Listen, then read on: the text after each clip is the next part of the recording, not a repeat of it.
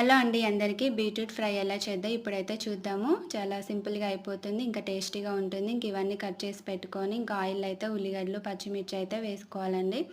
అలాగే 2, 3 ఎల్లిపాయలు కూడా వేసుకోవాలి. ఇంకా కొంచెం జీలకర్ర, అలాగే కరివేపాకు కూడా వేసుకోవాలండి. ఇంకా కొంచెం పసుపు కూడా వేసేసుకొని మొత్తాన్నయితే ఇలా కలుపుకోవాలండి. ఇలా కలిపేసుకొని ఫ్రై అయ్యాక మనం కట్ చేసి పెట్టుకున్న బీట్రూట్ ముక్కలను కూడా ఇంక ఇందులో అయితే వేసుకోవాలండి. ఇలా వేసుకున్నాక ఒక 5, 10 నిమిషాలు అయితే మగ్గనించుకోవాలండి ఇలా తిప్పుకుంటూ. ఇంక ఇలా మగ్గనించుకున్నాక సరిపోయేంత సాల్ట్ అయితే వేసుకోవాలి.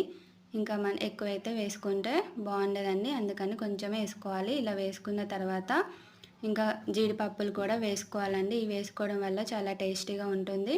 ఇంక ఇవి కొంచెం మగ్గాక కారం మసాలా కూడా వేసుకోవాలి. అలాగే చివరికి కొత్తిమీర వేసుకుంటే సరిపోతుంది. చాలా టేస్టీగా ఉంటుంది, త్వరగా అయిపోతుంది. వీడియో నచ్చితే లైక్ చేయండి.